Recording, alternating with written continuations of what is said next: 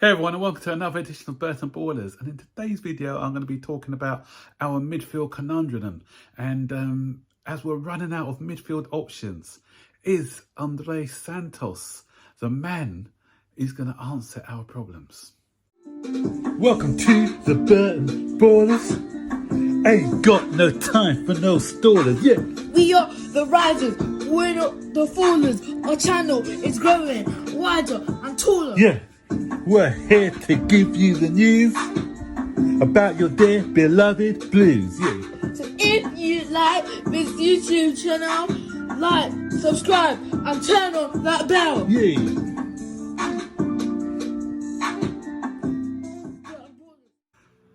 So we've addressed our issues up front and the wide areas, although we've got a few players in that position, but we haven't addressed the two key positions that we actually need at the moment.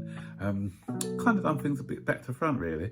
Obviously, it's clear that we need a deputy to Reece James, and we're looking at this Gusto guy.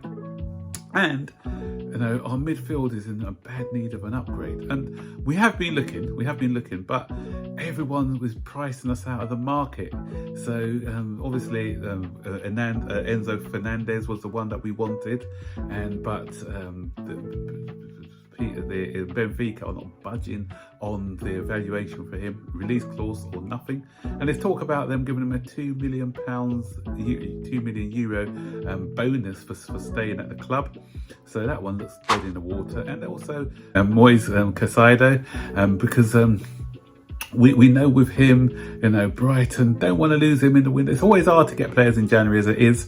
So they got an asset on their hands, and they're playing hardball with him, and they're looking at nothing. 75 million is the price. 100 million was quoted yesterday, but it's at 75 million. And they were looking at Hadreda from, is it Hadreda, as a replacement. So it looks like they are paving the way for him to go. But there's some mischief making by Arsenal as well, I think, because Arsenal have apparently interested in him. But are they?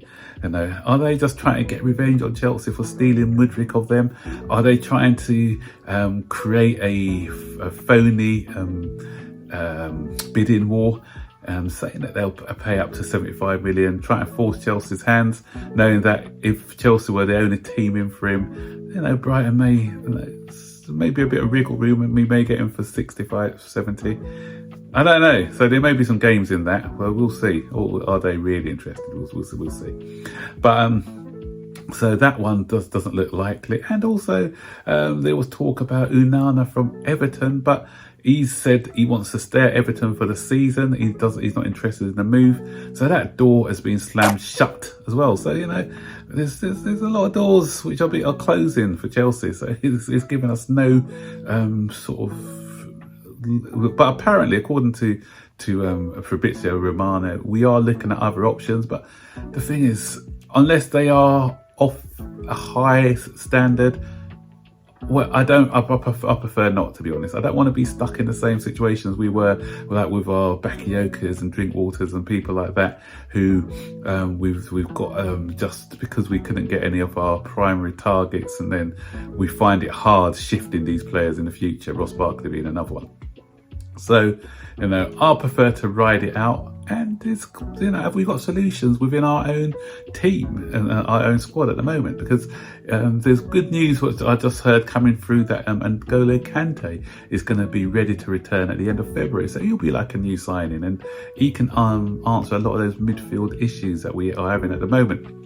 And there's a guy playing in the under-21s by the name of Andrey Santos, and he's doing very well for Brazil in the under-20s and South American championships.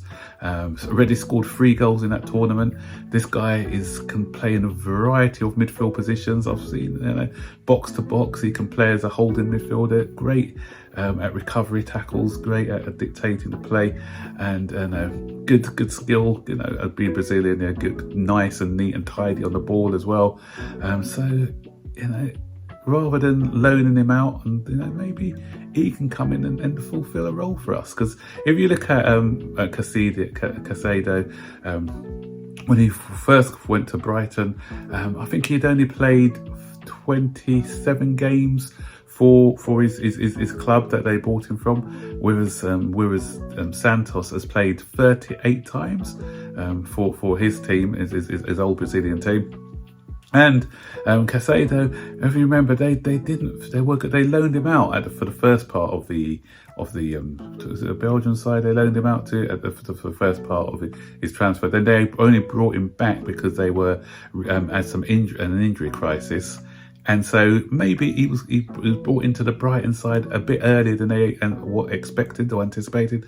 But when they brought him in, such was his meteoric rise that he was now obviously a mainstay in that team. And now he's, from buying him for what, 3 million, 4 million, he's now a £100 million player, or so they say. And so sometimes you may have to take a chance, because Brighton, I think, probably would have had him loaned out for that whole season before bringing him back from his loan deal. And with Chelsea as well, sometimes needs must. If you never know, bring him in. And just like Caicedo has done at Brighton, maybe he can be our gem. I know a lot of people are saying, it's under 20 football, they may look good when he comes up into the Premier League, saying it's a different ball game. But as I said before, with Caicedo, the same argument could be applied there. He's playing in, what league did he come from? The Ecuadorian league. That's not great. So when he comes up to the Premier League, is he gonna cut it? But he's proved that he's more than capable of stepping up, and he's one of the best midfielders now in the Premier League. So worth taking a gamble sometimes, worth taking a punt. So this could be our saving grace, and it could save us a lot of money. And if you look at Enzo Fernandez, he's only played how many games? 20 games for Benfica, is it, or something like that? And already he's we're looking at paying 120 million for him. So people can come in and adapt really quickly to the new league that they're in. And another thing about Andrey Santos, he's got everything. Not only has he got the ability, but what I like about him is he's got all the right characteristics. First of all, as an 18-year-old, to leave Brazil and come to a foreign land where he doesn't even speak the language yet, that takes guts.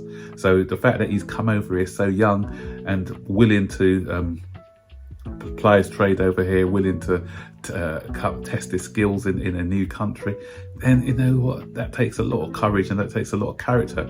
And if anyone hasn't seen it, he gave the team talk. I think he's the captain. He gave that team talk. This is hear that team talk that he gave just before they played in one of their group matches in the under-20 tournament. And this guy he's got leader written all over him.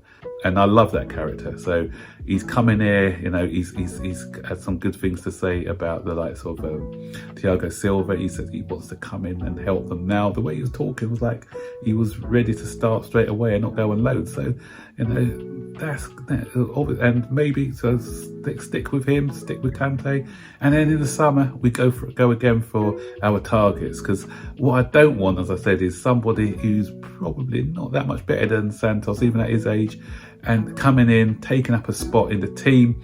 And then, as I said, when it comes to getting rid of them, when we upgrade on the midfield areas, then it's going to be difficult to get rid of them. We're already finding how difficult it is to get rid of some of our players at the moment because of the wages that they're on. So even as I talk, Bakayoko is going to be going off to some Turkish club. How many years did we have him at our club? But we stuck with him because people couldn't afford the wages that he was on, so we had to loan him out about 50 times. Now that we've found an agreement with another club, I think it's going to free, because we probably won't fetch any money for him.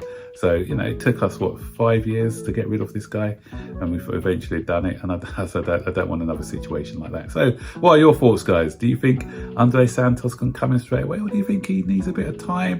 Do you think it's worth the gamble, or would you prefer getting in somebody who's not our number one target, But again, probably, not much better than Santos is now, but he's got the experience, so he'll do. Let's bring him in. Or would you prefer to wait, get our #1 targets in the summer, stick with what we've got, and have faith in some of the younger players to see us through? Because let's face it, I think top four is going to be difficult for us to get into anyway.